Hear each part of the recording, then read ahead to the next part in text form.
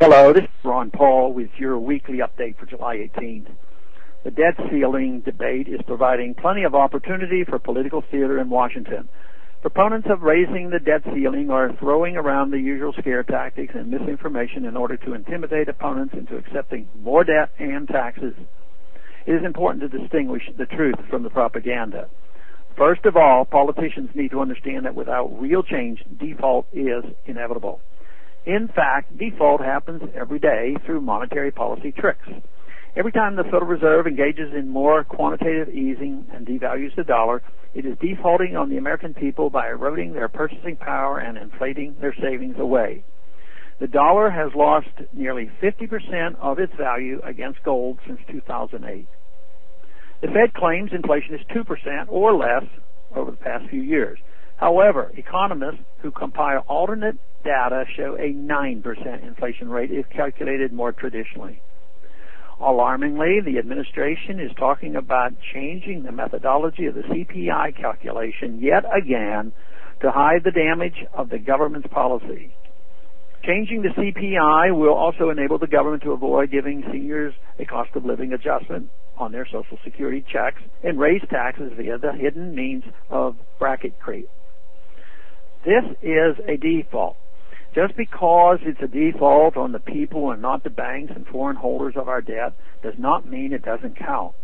Politicians also need to acknowledge that our debt is unsustainable. For decades, our government has been spending and promising far more than it collects in taxes.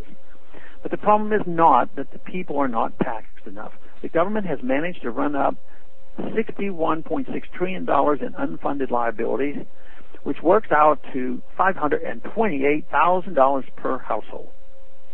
A tax policy that would aim to extract even half that amount of money from American families would be unimaginably draconian and not unlike attempting to squeeze blood from a turnip.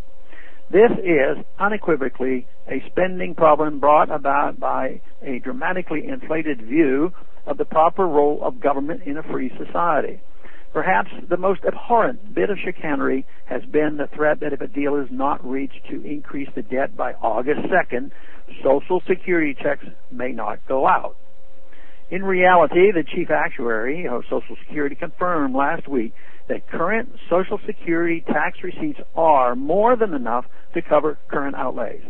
The only reason those checks would not go out would be if the administration decided to spend those designated funds elsewhere.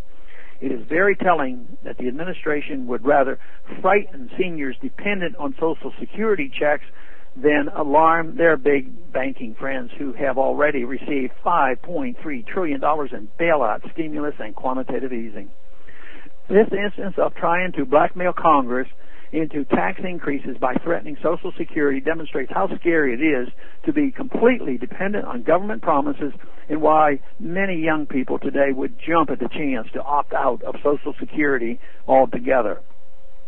We are headed for rough economic times either way, but the longer we put it off, the greater the pain will be when the system implodes. We need to stop adding more programs and entitlements to the problem. We need to stop expensive bombing campaigns against people on the other side of the globe and bring our troops home. We need to stop allowing secretive banking cartels to endlessly enslave us through monetary policy trickery. And we need to drastically rethink government's role in our lives so we can get it out of the way and get back to work. Thanks for calling this update. A new update is placed on this number, 888-322-1414 every Monday. The written text can be found on my website, www.house.gov/Paul, under the heading Texas Straight Talk. Thanks for calling.